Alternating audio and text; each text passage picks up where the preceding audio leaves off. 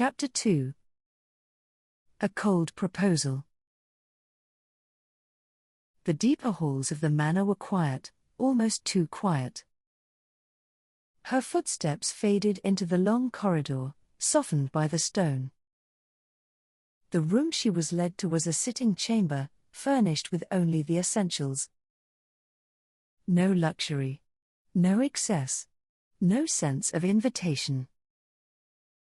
A place clearly meant for serious conversation. Elsia straightened her back and took a slow breath. She had been brought here directly from the academy. Everything had happened so quickly, she hadn't had time to think. The man before her, Court Mage Leviathan Knox, stood by the window. He did not turn as she entered. His gaze rested on the capital beyond the glass, as though the city itself demanded his attention, as though her presence had already been expected. Silence lingered. Elsia folded her hands in front of her and waited. At last, Leviathan spoke. "I'll be direct." His voice was low, even. Without warmth, but without cruelty. "I wish to propose a contractual marriage." For a moment, the words did not settle in her mind. "Pardon." The sound that left her felt small, almost foolish. But it was all she could manage. A contract. A marriage. The two ideas floated before her, unreal in a distant way. Leviathan continued, untroubled. "It would be a marriage in name only. I have no intention of pursuing romance. The terms will be arranged so that you are placed at no disadvantage." He set a single document on the table. Sealed. Signed. Already prepared. Elsia clasped her hands in her lap. "May I ask the reason?" She kept her voice polite. She sensed that without that careful tone, her thoughts might scatter. "There are two." For the first time, Leviathan looked at her. His golden eyes were calm, steady. "1. The marriage is a royal directive. As a court mage, I will soon be required to enter a stronger magical pact. A royal order."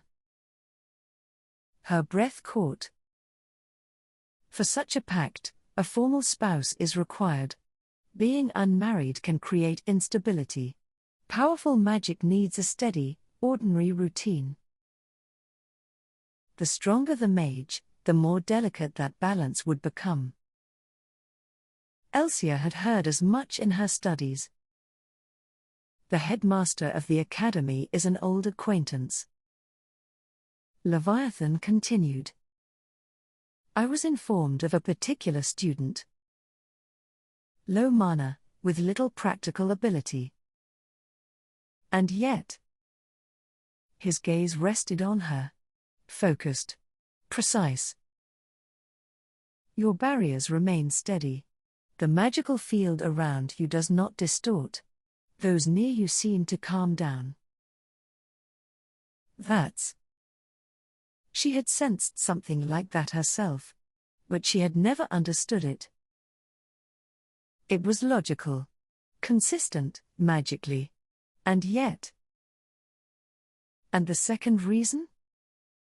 For a brief moment, Leviathan seemed to consider his words. "You are well suited for this." Her chest tightened. "I am not of noble birth," Elsia said quietly. "I have no wealth. And my magic is hardly." "That is not a problem." He interrupted her at once. Not sharply. Simply without pause. "Rather, it is part of the reason." She looked up before she realized she had moved. His expression had not changed. Only his eyes held her. Is there a reason it must be me? Her voice wavered, despite her effort. Leviathan did not answer that question. Instead, he continued calmly. The term is 1 year. During that time, you will act as my wife in public. I will not intrude unnecessarily upon your private life. Conditions followed, one after another. A marriage in name only would be sufficient. After the contract ends, you will be free to leave. Your safety and your way of living will be protected. So measured. So distant. As though the role could have belonged to anyone. I understand. The meaning settled quietly in her chest. What a court mage required was a convenient partner. Someone unassuming. Someone unobtrusive. Someone who would not disturb the balance. That's why me. It all fit together. Why go to such lengths? She asked softly. Because it is necessary for me. That was all. No further explanation. Elsia fell silent. Her reason warned her that this was dangerous. That she should not become involved. That she should not step closer. And yet, from the beginning, he had left her a choice. A contract with a clear time limit and a promise of freedom. Carefully prepared reassurances. May I have some time to consider? Yes. He answered immediately. Leviathan rose and walked toward the door. I will not compel you. However.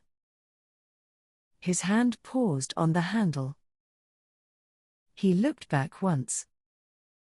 It wouldn't mean anything if it was someone else. Then he left. The room grew quiet again. Elsia remained where she was, her gaze fixed on the document. Why? Why me? There was no answer written there. And yet, the tips of her fingers, resting lightly on the contract, felt faintly warm.